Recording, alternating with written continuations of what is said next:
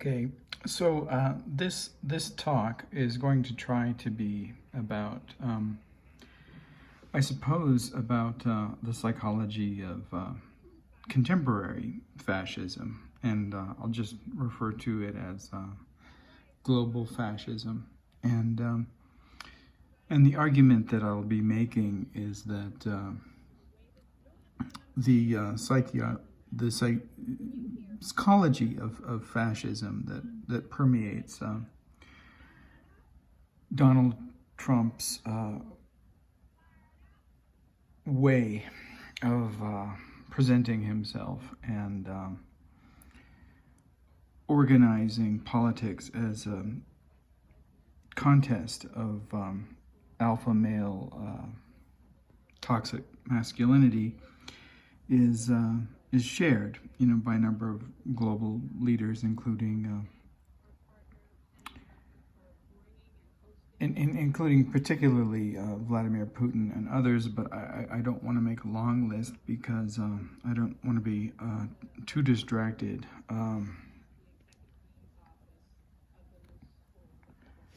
by all of the diverse histories and nationalisms, and rather I wanted to focus on a few, and particularly I wanted to focus on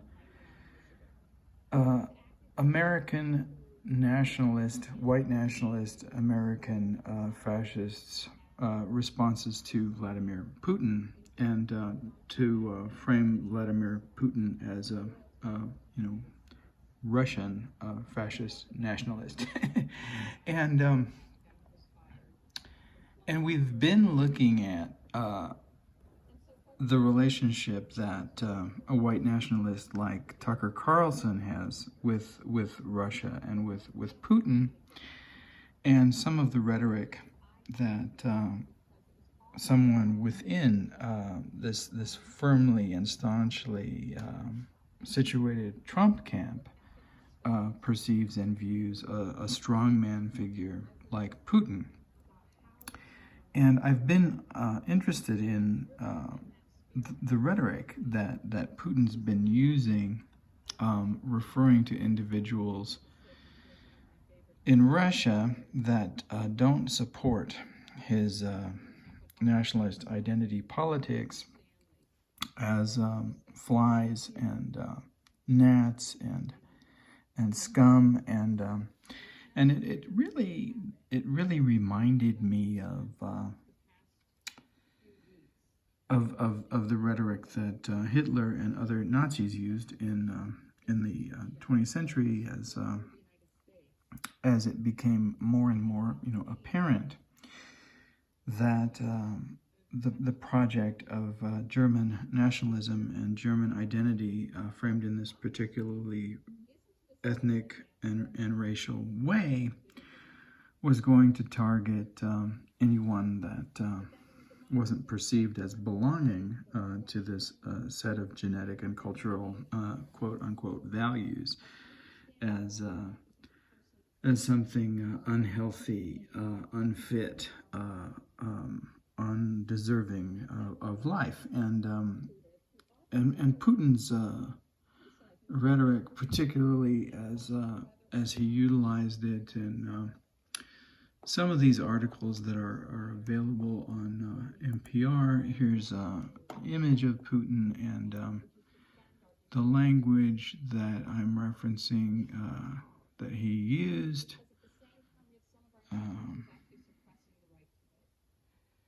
is here. I am convinced that such a natural, and necessary cleansing, and then of course that word like evokes all of these contexts of ethnic cleansing. It's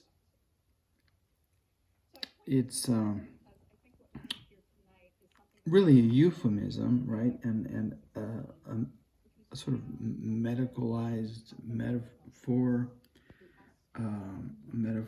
of sanitation, but what it refers to is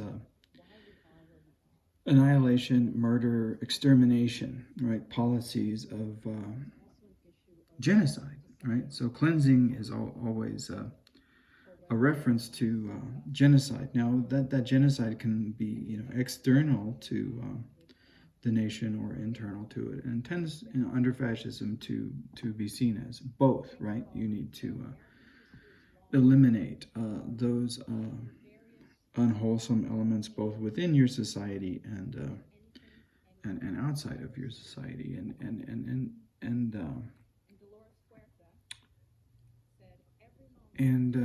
let's begin again. But these words stand out. Okay, this is another one. Natural.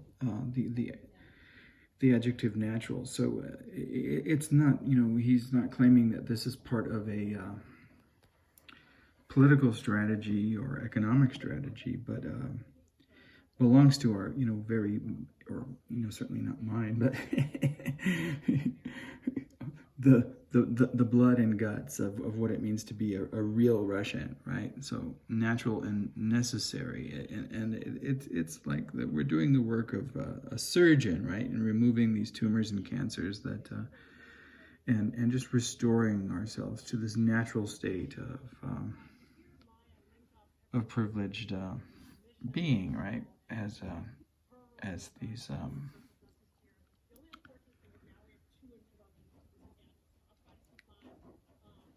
these entities that, in order to survive, need to be cleansed of these unhealthy influences that are unnatural. I am convinced that such a natural and necessary cleansing of society will only strengthen our country, our solidarity. Okay, so again, claims of unity, right? So strengthen our country, our. So he has the right to use this word "our," right? But presumably ethnic minorities, gay, lesbian, transsexual, bisexual, Russians don't belong to this category of our. Putin is a notorious persecutor of individuals that occupy positionalities of sexual difference or alterity, and that alterity or difference is sorted by a notion of normativity that is both patriarchal and heterosexist in this language of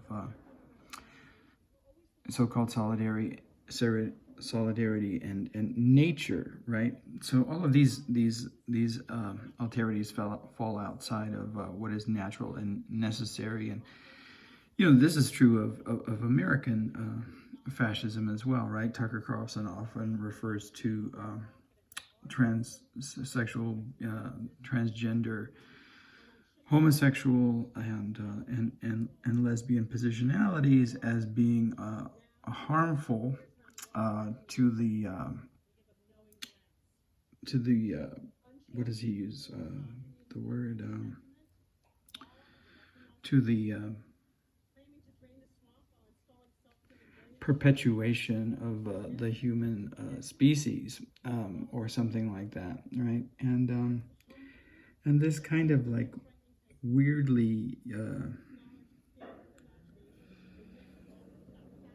eugenicist argument and weirdly biologically determined idea of sexuality and positionalities of identity is utilized to reinforce this idea that sexual differences that fall outside of what is natural and what is made by some determining heterosexist creator god should be eradicated and cleansed, and it's all throughout this discourse, and it's one of the reasons I assume that Tucker Carlson is so enamored by strongman fascist like Putin, because their ideologies are essentially the same, and so in a sense that the sense of solidarity psychologically. The fascist wants to be a nationalist and identify with these boundaries, right? Our country, America versus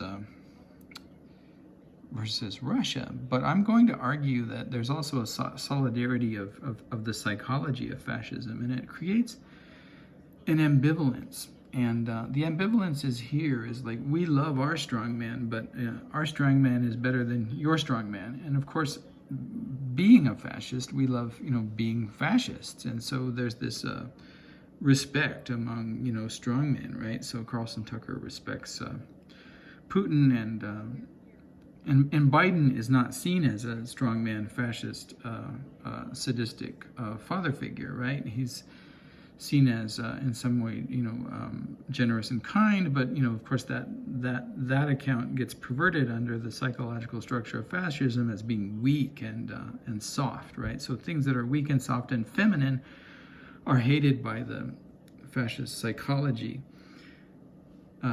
even when it is nationalist, right? So we hate, the feminine within our country, and the soft within our country, and the compassionate in our country, and those people that are, too weak to fight and too weak to be bullies. We like the bullies, but we don't. But our bully is better than your bully, right? So there are all these interesting cohesions and solidarities and compartmentalizations. And one of those compartmentalizations is, of course, nationalism. And both Putin and Carlson and Trump and others, Kim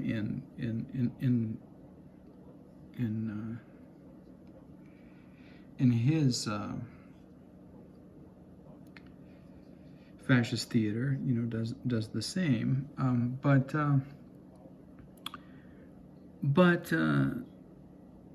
the boundaries of the hour are not fluid in the sense of being supple and bendable. They're still rigid. The solidarity of fascists and the solidarity of nationalists, are different circles, and those circles don't bend. Rather, the rigidity of the fascist psychology creates these tensions and therefore and what I'm going to refer to as ambivalences, and that's why I think people like the right, all the right, really, in the United States at this point. But you see individuals like Lindsey Graham arguing that if Trump were president, Putin wouldn't have invaded the Ukraine. Well, Trump is, the American strongman, so our American strongman is better than your American strongman. Even though, the evidence and the history of Trump's presidency, demonstrates quite the contrary. That he was always, Putin's lapdog, and was always willing, to praise Putin. And the ambivalence comes, there. The solidarity for Trump is with. Is profoundly with others, strongmen, and that's why even when they were calling each other names, Trump and Kim, it was like this clown show of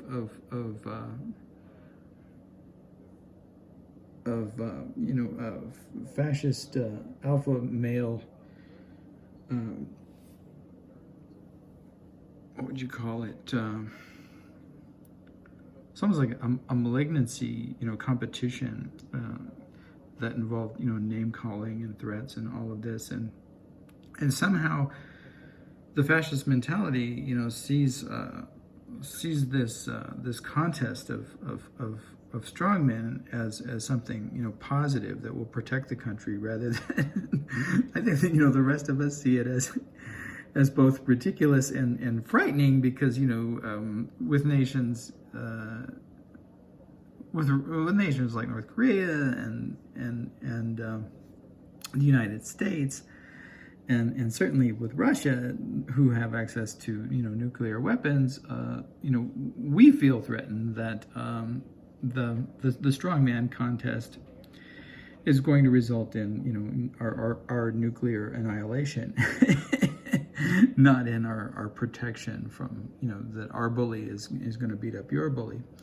But in any case, I want to talk about those ambivalences that are produced by fascist psychology and the mindset here. So our country, right? So as the strong man and as identifying himself as this white, Christian majority, Russia belongs, to him, and this is who he's speaking to. Our solidarity, both within the boundaries of the state of Russia and beyond, right? For those Russians, who belong to this positionality that he's referring to in this word, pronoun our. That whether they're in the Ukraine or even beyond the Ukraine, that they also belong to this cohesion of nationalist identity and this mindset of being one people in the same way that Adolf Hitler fostered this idea of a German identity and how it was distinct from Jewish or Semitic identity, that might have fallen inside of its boundaries as something, unnatural and therefore, requiring necessary cleansing. And this is precisely what Putin is referring to here. All right, so let's go back and start reading again, because I'm sure that most of my listeners are getting lost in my long discourse, focusing on these certain words. I am convinced that such a natural and necessary cleansing of society will only strengthen our country, our solidarity, cohesion, and readiness to respond to any challenges. He said in remarks that were more broadly addressed Russia's efforts to counteract Western sanctions. And then, if that isn't offensive enough, it certainly should be, but there's more.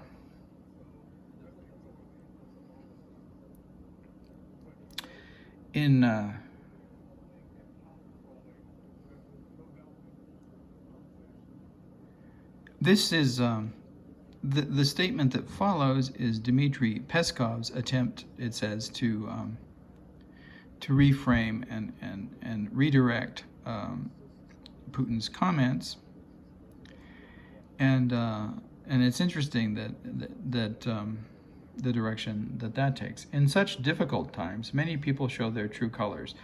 Very many people are showing themselves, as we say in Russian, to be traitors.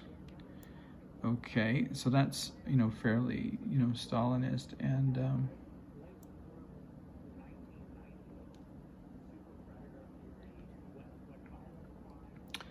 disturbing.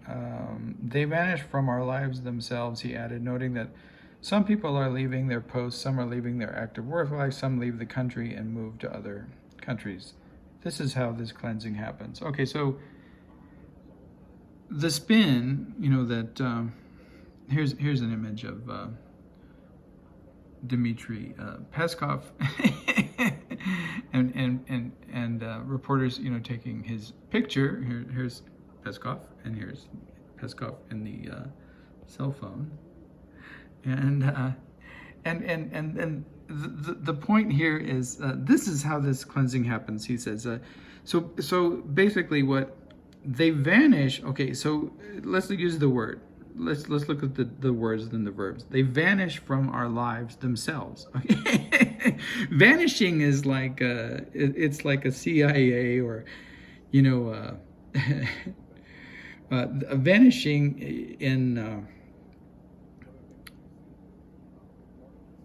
vanishing in under governments, like those frighteningly oppressive regimes that we're familiar with in Central America and in places in Africa, in South Africa. One is reminded of the vanishings or the disappearances, right? And without getting into the long history of these vanishings, people were taken often in the middle of the night because they were seen as threats to the government. Usually these individuals were political on some level and critical of governments and worked trying to address oppression within these regimes, and people would come in the middle of the night or sometimes in the day and put a bag on their heads and take them away, and they would never be seen again. They were the disappeared or the vanished. And Dmitry, Peskov here is saying, don't worry, I'm not going to do a Russian accent. I'm not really very good at it, but don't worry, Putin wasn't talking about, ethnic cleansing and eliminating people, which he most certainly was. There's absolutely no question about it. But he was just saying that, it'll be good, when these people quit their jobs and vanish of their own. So this is really a metaphor. Vanishing is a metaphor of that they're making these decisions themselves. And just because they disappear doesn't mean that we murdered them, right? They get up and they leave. They decide that they'd be better off somewhere else, and they leave their posts. Some are leaving their active work life. Some leave the country and move away. And it's not because that we're oppressive and that we're murderers or bad guys. This is how the cleaning happens. We're cleaners, but really it's a decision that these people make on their own. So Peskov here, really doing his best to clean up the language, right? To purge the language of cleansing, to cleanse the language of cleansing of itself, right? Which is really interesting. So you need these moderators. Putin doesn't want to. Again, there's this ambivalence in the fascist mentality. I want to be perceived as the strong one doing the ethnic cleansing, but I don't want to be perceived as the bad guy. Even Hitler didn't think of himself as the bad guy. This was something he was doing for his people, for his country, right? It's just that those people in that country, under his understanding, were very limited, to who actually was there. Now, there's another statement by Putin, and now I can't seem to find it, but I really wanted to. Oh yeah, here it is. All right, so there's Putin again. There he is, looking very serious. I don't get the sense that Putin has a very good sense of humor. I may be wrong, but fascism as a psychological structure and formative development, it doesn't seem to me is particularly either influenced by or motivated by a sense of humor, and especially in the sense of a healthy sense of self-criticism. So here is another example of this language of fascism that I wanted to compare with Hitler's rhetoric, and then we'll get to why we began with the image that we began. The Russian people will always be able. So again, the Russian people. So he's referring to these white Russian patriarchal Christian soldiers, right? And will always be able to distinguish true patriots. Okay, true patriots, right? So this is sort of the ontological discrimination, the true from the false, So if you belong to this category, you're true. If you belong to the other category, you're untrue or unnatural or unhealthy, and therefore you are scum. From scum and traitors, right? So the scum is anything that doesn't belong to this this well-defined positionality, right? The way that Putin is constructing his Russian, and we know who they are, right? And they're defined.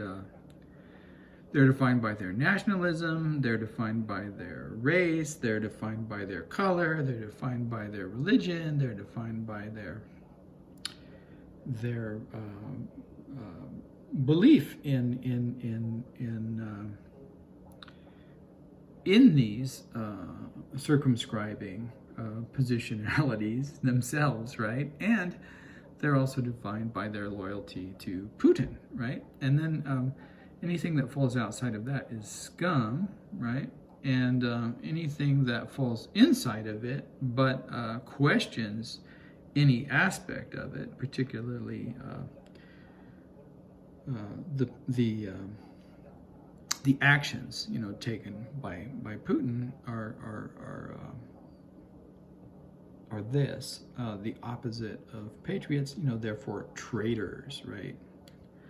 So scum and there's the word traitor, right? And therefore all traitors, like under Stalin, right, can be removed to Siberia or shot or simply disappear on their own, right? Like Peskov said, because like when Putin uses this language, like we'll spit them out like a gnat, Peskov is arguing that, well, really that they're spitting themselves out, or this must be just another metaphor like cleansing. We're not really spitting anybody out. Okay, so the metaphors and the language that these human beings, right, are reduced to figures such as scum and traitors and gnats.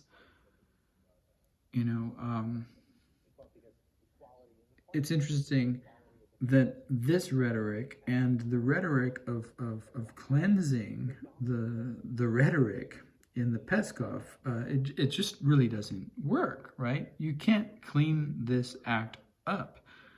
So I'll read it again. The Russian people will always be able to distinguish true patriots from scum and traitors and simply spit them out like a gnat that accidentally flew into their mouths.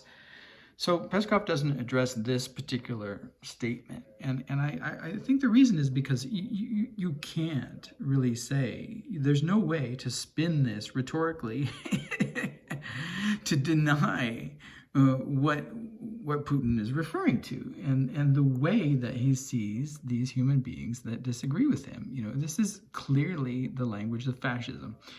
So what I began with this morning in wanting to talk about the language and rhetoric of fascism as a manifestation of the psychology of fascism and the psychology of the fascist mindset didn't lead me anywhere, because I was unable to find, I'm sure I would be able to find examples of the rhetoric of Hitler's genocidal fascism, his use of the words like vermin and scum and all these other figures, and the way, for example, like in a film like Triumph of the Will and other propaganda pieces that Leni Riefenstahl made for Adolf Hitler, that these metaphors are in fact visualized, right? So that in these images you'll get crosscuts back and forth between, and they're clearly comparative analyses with rats and other form of unpleasant vermin overtaking these ghettos and streets, and then you'll see images in it that those images are compared to that are representations of Jewish people in these large cities in Germany, and so the verbal rhetorical strategies are visually manifest in these propaganda films and become tools for the dehumanizing of human beings. And the reason that, of course, this rhetoric is used and that human beings are dehumanized is to justify the murder and the extermination of whole groups and identities and positionalities of people. So you can't refer to Ukrainians and Ukrainian supporters as having difference of opinion, and still produce a mindset that allows people to side with your vanishing of them, whether that vanishing is of their own accord, as Peskov, implies, or whether it's putting a bag over their head and having them disappear. So those individuals have to fall under categories like scum, and traitor, for the justification of murder and extinction, to work. And in that sense, the strategy is, in my opinion, completely identical with the strategy that Hitler and his fellow Nazis used in Germany in the leading up to, right, and imperializing and in Europe destroying and attempted to dominate the global arena, and throughout the process of World War II and the Holocaust, and until the final defeat of Germany and of fascism in general in that history of the 20th century. That it seems to me that the same language and tropes and rhetoric and psychology is being used here. Now, whether the process and development of the intentionality and the justification will have the same trajectory remains to be seen. That is, whether that Putin intends to engage us in a world war remains to be seen. But I don't think that we can claim any longer that the rhetoric exposes a different psychological type. That's an indefensible reading at this point. I mean, it's too obvious. So we'll go back to this image. The reason that we're looking at this image, and this is an image of a conservative, the claims are that he's an historian. I don't buy the historian, but he's a conservative journalist named Timothy Stanley. And the reason that we're looking at this image is because when I had done a search trying to find information regarding comparisons between Putin's rhetoric and the rhetoric used by Adolf Hitler prior to his chancellorship, and then prior to his dictatorship, and prior to World War II. Because I wanted to see what it looked like in its Intuit state, before, he allowed himself to fully expand upon and identify, himself as a racial, nationalist with both imperialistic, right, and genocidal.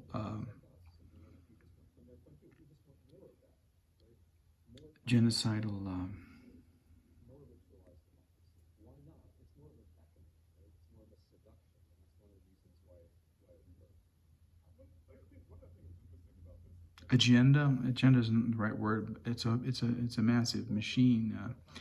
There's I'm sure a word for what I'm looking for, but Hitler's scope and intention and project was eventually, right, fully and clearly articulated and expressed in his speeches, unapologetically, as a project of genocide, as a project of social cleansing, as a project of the disappearance, as elimination, and of aspects of humanity that were regarded other and inferior to what he imagined was this white nationalist, German culture, identity, positionality, and everything else would either conform to it if it could, or be eradicated from the earth. Global extermination, really. So I wanted to see what that rhetoric looked like in Germany, and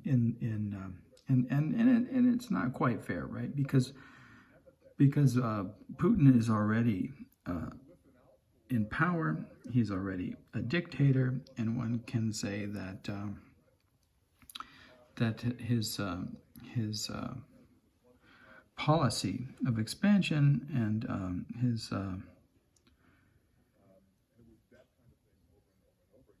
his wars, justified as border security, have been ongoing for years. But what's new is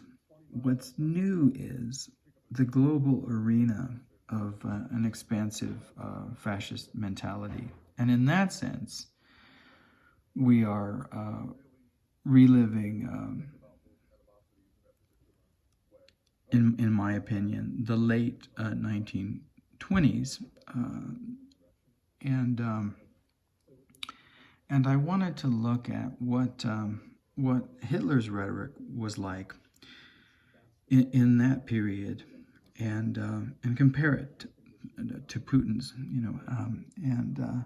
And I didn't find anything that did that. But what I found was this article by Timothy Stanley from 2016, and this conservative British journalist, who I won't admit is a historian, because I don't see his work as being particularly historically derived. Rather, it seems to me that it's naively and conservatively ideologically informed. But I found this article by him, and he looks like a little boy here, like a little child. But according to the information on the web, he would have been, I think, 34 at this time, or maybe 32. He doesn't look like a 32-year-old man to me. He looks like a 13-year-old child. But in any case, he had written this article, and of course, Hillary is the bad guy, and I guess she had made a statement, criticizing Putin and his human rights abuses, both inside and outside of Russia. And Timothy Stanley titled the article, Hillary, Putin's No Hitler. And of course, it turns out that, in fact, Putin is a Hitler, so Timothy Stanley was clearly wrong. I don't know if I can find it, but Timothy Stanley on his Twitter page currently has a picture of Putin up, and he's wearing some kind of a parka. And Timothy Stanley's newest argument is that,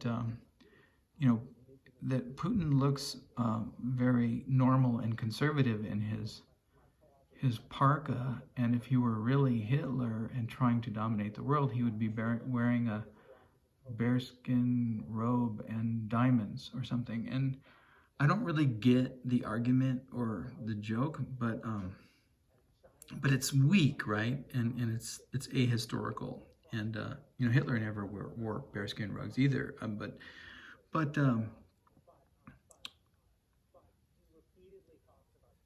This is why I don't refer to this individual as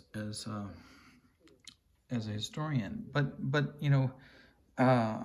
clearly, whether Hillary was right or wrong, the article hasn't aged well, and the arguments are largely addressed at these very abstract characterizations of both Putin and Hitler, not the language that they're using or strategies, but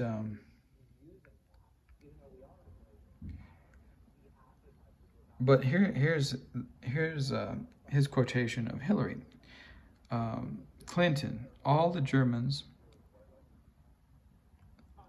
that were the ethnic Germans, the Germans by ancestry who were in places like Czechoslovakia and Romania and other places, Hitler kept saying that they're not being treated right. I must go and protect my people, and that's what's gotten everybody so nervous. Okay, well, this is precisely what, Putin is doing once again, claiming that his invasion of the Ukraine is to protect, his people, those Russians that somehow are being threatened and harmed, in the same way that Tucker Carlson imagines that he's being threatened and harmed by these scum and alien and Romani people and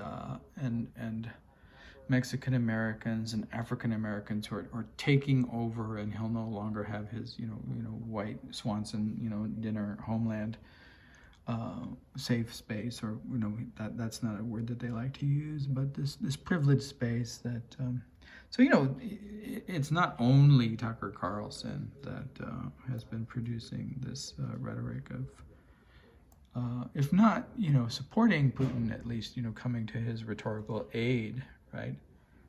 And then he argues that it's not clear, who the fascists are, whether they're the Ukrainians or the Russians, whereas it's pretty clear now. but also I should mention that this Stanley, Timothy Stanley, shouldn't be referred to, shouldn't be confused with Jason Stanley, who's actually a real historian and has done work on the psychology and history of fascism, and whom we may be listening to as we make these arguments. I know that somewhere in the background there's something going on.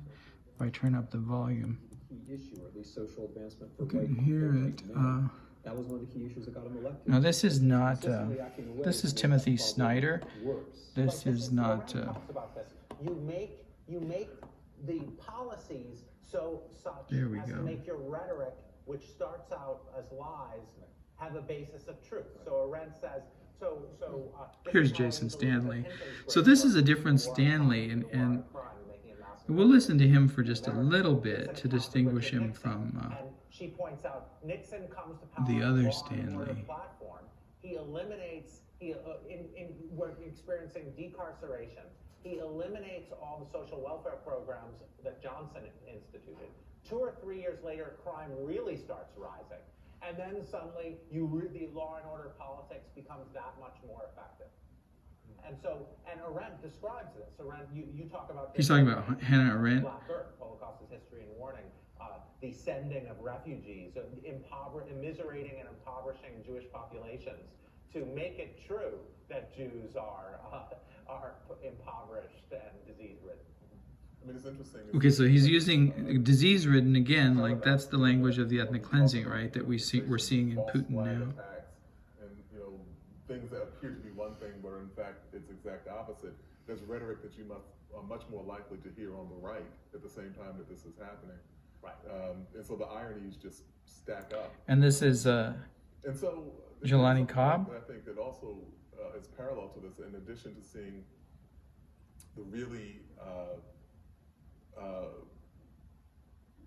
violent language around issues of race and immigration and the stoking of these fears, has coincided with this very revanchist idea of masculinity, this patriarchal association of everything that's happened has been a threat to the patriarchal order, and we've seen those two things go hand in hand.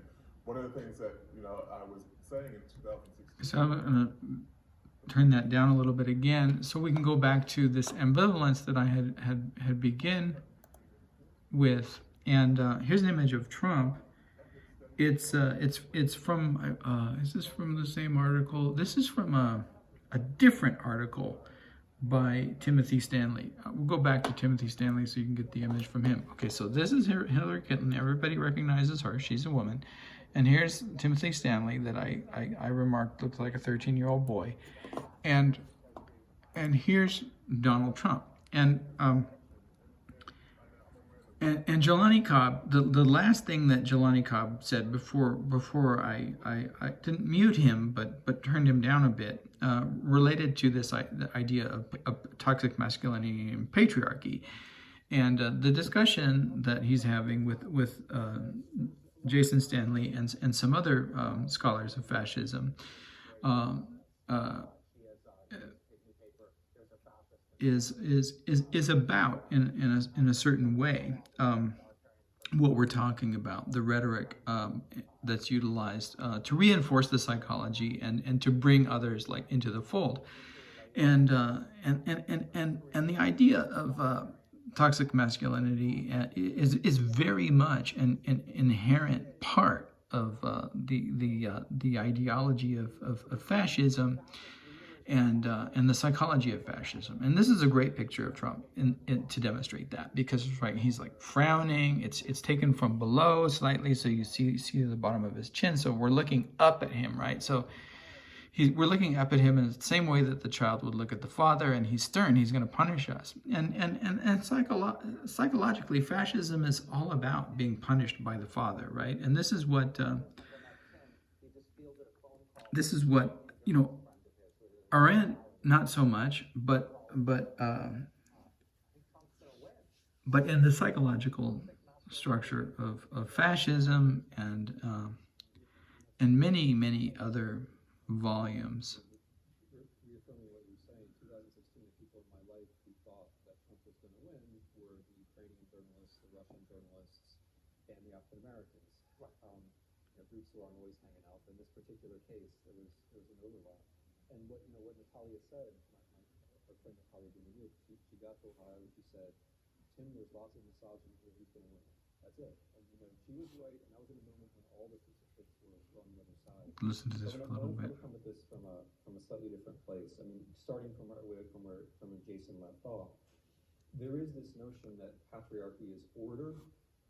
That like the thing that we're always going to come back to is the men who are keeping the right women safe, right? That's we are the innocent ones, and we are by definition innocent no matter what we do, and they are by definition contaminated no matter what they do. And the us and them has to do with our innocence, which is not an empirical innocence; it's an axiomatic innocence, and their guilt, their contamination, their filth, their diseases, whatever it might be.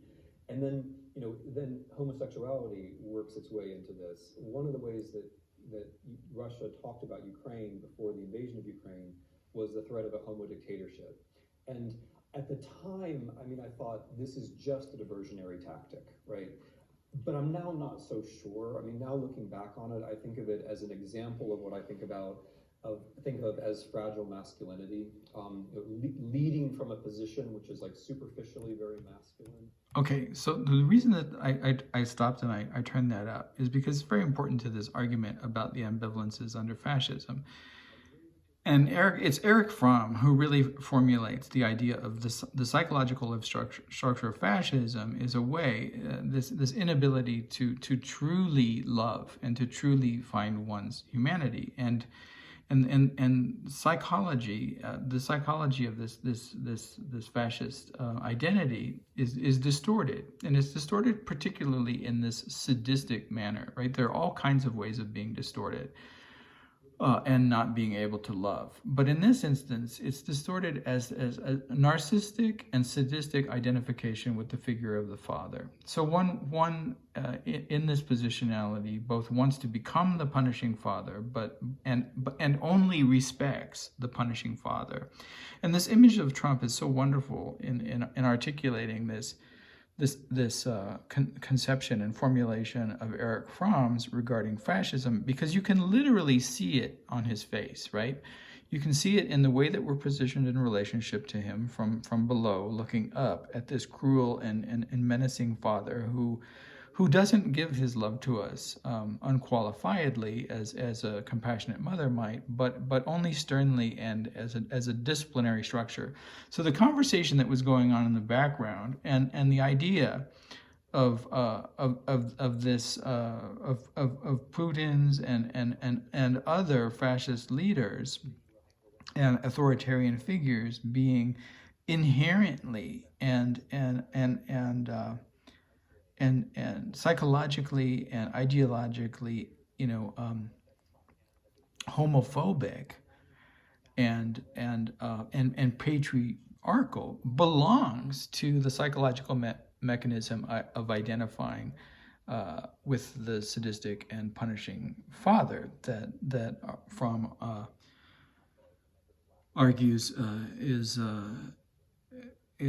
the inception, right, of this kind of attitude toward power and authority, and what its origins are, and the ambivalence that I was trying to get at in Trump, right, because he is this figure, he sees himself, or what he wants to be, as the great punishing tough father, that always has an erection. And there was a years ago, I cannot remember the year and the context, but someone asked him about, well, when people do this and this and this and this and insult you and la, do you ever want to try to convince them or this or whatever? And he says, I get hard, right? And it was really an interesting rhetorical, verbal moment, because this idea was that I'm presenting myself to you as someone who allows himself to get angry. Anger is good, powerful, right? And cruelty is good. And the association with hard, you miss the phallic association, right? Like, I get an erection. Like, so I get angry and I get an erection. And that phallic malice is so like powerfully visualized in this image where Trump is producing. He uses his mouth, he uses his eyes, he squints, and all of these things, the pout, all of these things that a normal, healthy, loving psychological entity would regard as repulsive, he regards as particularly attractive, right? In the figure of a leader. Now, never mind that he's a joke and of clearly limited intelligence and has very little access to any information of value, or that we could say, he knows very little about history. He knows very little about economy, in spite of the fact that he wants to be perceived as this mastermind businessman. He's gone bankrupt 7 times and lost a lot of business. Is the only reason that he has money at all is because he inherited it, and his social skills are beneath the level of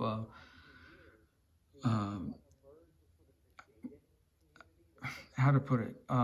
He's completely socially incompetent. He's verbally incompetent. His vocabulary is limited. His understanding of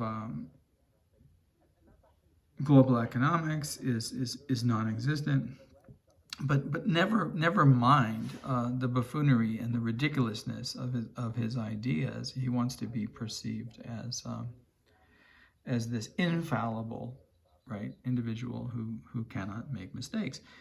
And he identifies with the same psychological structure in figures like Kim and Putin, and the problem arises in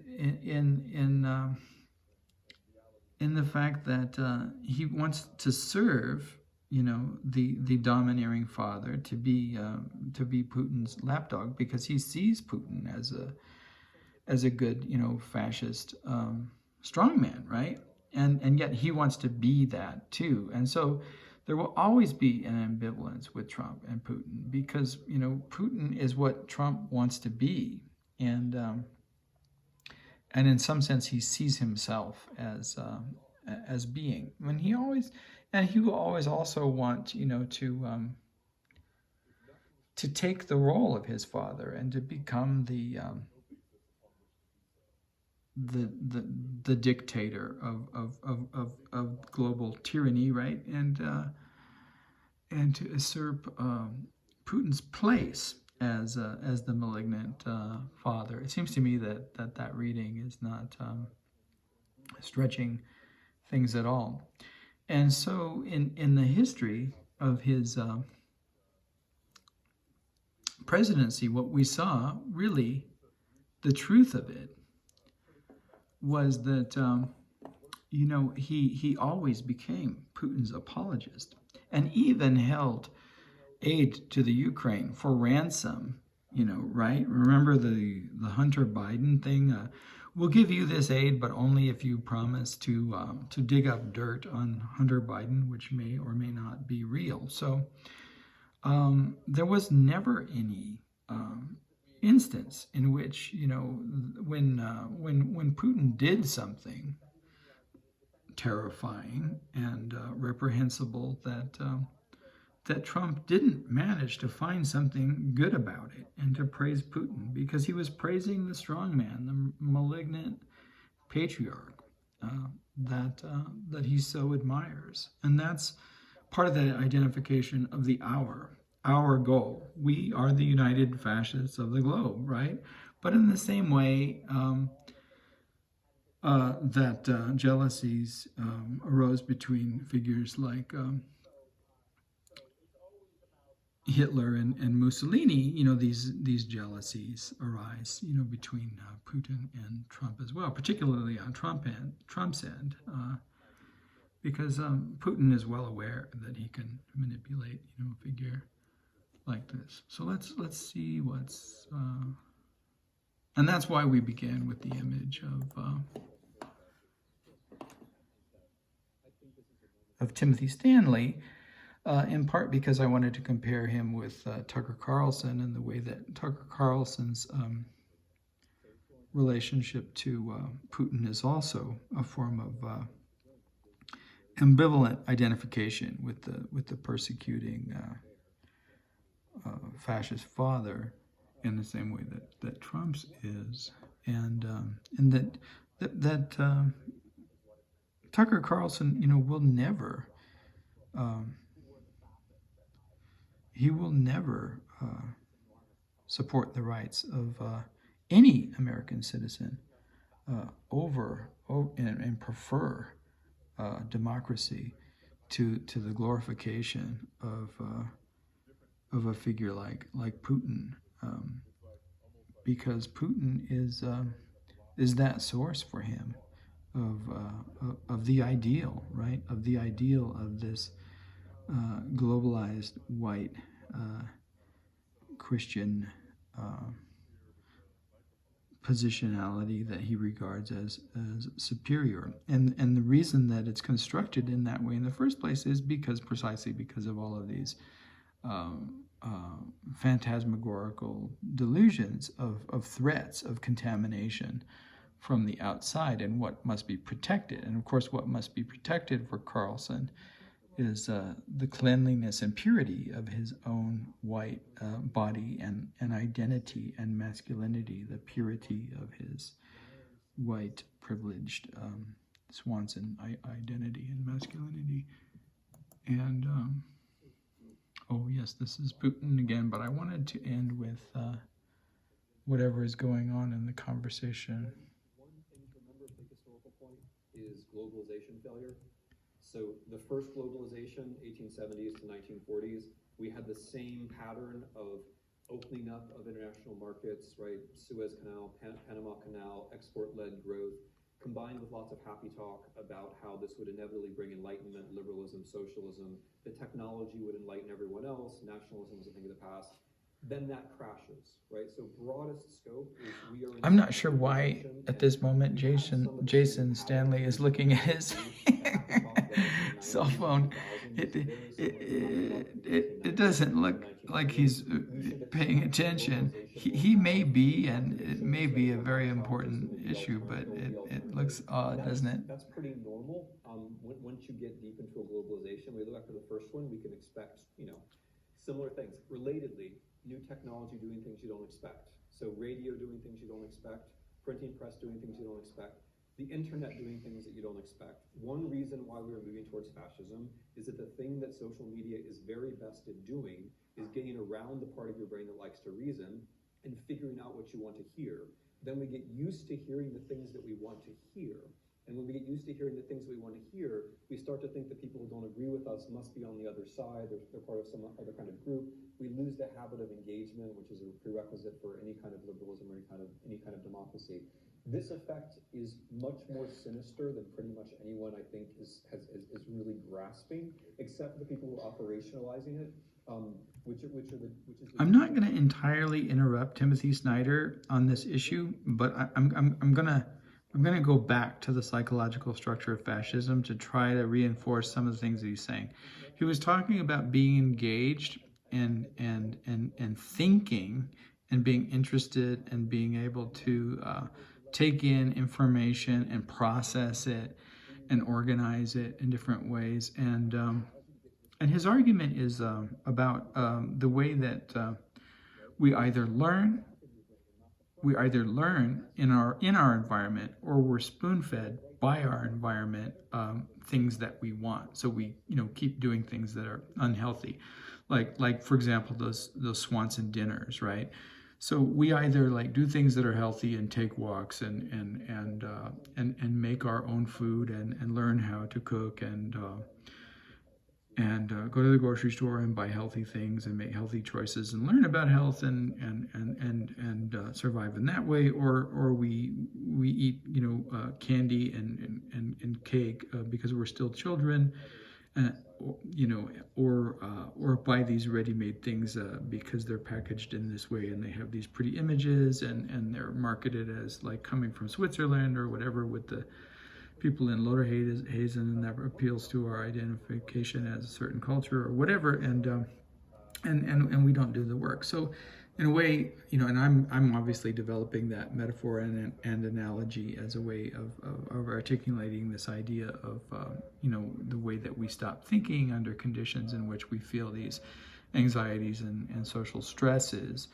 But I wanted to talk about his this idea of stop processing information, stop learning, stop thinking, as inherently belonging to a fascist identity formation. Remember, we talked about in other situations, we talked about perfectionism as being part of this idea that you don't make errors. Trump's inability to admit that he ever makes a mistake, right? Well, without error processing and looking back at your mistakes, there's a real impasse to learning and absorbing information and thinking. You have to admit the mistakes in order to learn from them, right? And so perfectionism and narcissism is inherently problematic to the processes of learning and developing and negotiating in conflict situations, right? Which is one reason why things lead to warfare, because of ideas of black and white and boundaries that are immutable and only subject to these mythologies of perfect and imperfect, right? Clean and unclean, and the scum versus the true Russian, the traitor versus the true patriot. So that's inherent in the psychological structure of fascism, and then there's the malignancy itself, and the idea of the cruelty and the sadism. Well, in sadism and cruelty, that appeals to a part of the brain that isn't particularly rational, right? It's the Dirty Harry part of the brain. Dirty Harry, or what's the other one? The one with Charles Bronson, Death Wish, right? So there's this idea that something happens to us, and then we need to take revenge. Well, the revenge mentality, or the protection mentality that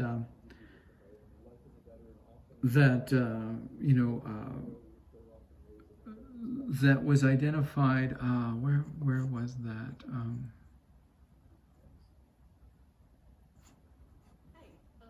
of the most interesting things for me about hearing you both talk is how you demonstrate how sexism and racism. Well, I'm not going to go back and try to find it, but this idea that Hillary Clinton was stating in the I think I can find it. Let me see.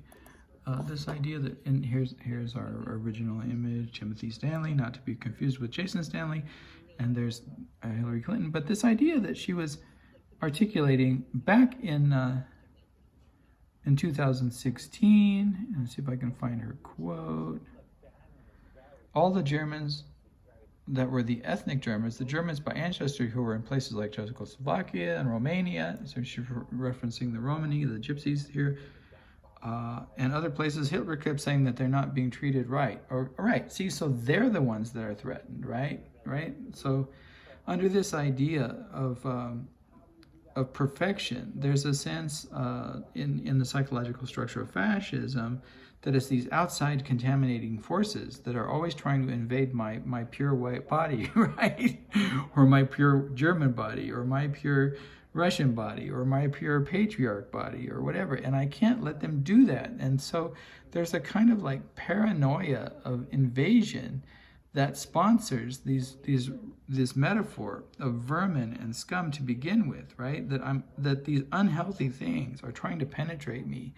And it's really very interesting because in the language of that penetration, going back to the phallic nature of the psychology of fascism, it's the ultimate like demasculinization, right? Like that I will become a woman penetrated by these unclean forces from the outside.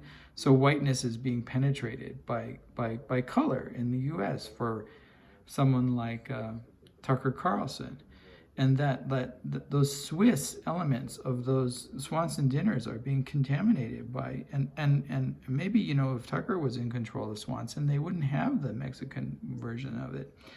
I don't know, but and what Hillary's referring to, Clinton is referring to here, is what's gotten everybody so nervous is like this paranoia, right, of contamination or penetration or whatever by these outside forces, and in spite of what, you know, in spite of what Mr. Stanley, Timothy Stanley, said back in 2016, this is exactly the language that that Putin is using today, and right. And suggesting that you know, the true strongman Russian will take these things that are penetrating Russia and simply like gnats, right? So like refusing like to be the suggestion of where I was pushing it as a kind of symbolic rape of the pure white body, right? It reducing it to a gnat that could simply be spit out. So all of that is going on, right?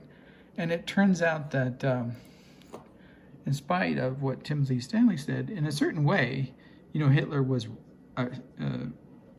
and Putin were very much, you know, occupying the same paranoias of being threatened from the outside. And someone like Tucker Carlson is reiterating those paranoias every time he says, and that makes sense because Putin just wants to reinforce his border security, right? Border security is the same security that surrounds this psychology of you know, the purity of this body that is being invaded from the outside, and so Hillary in a way wasn't entirely right, and we can say, you know, no Timothy, you know, Putin is most certainly Hitler.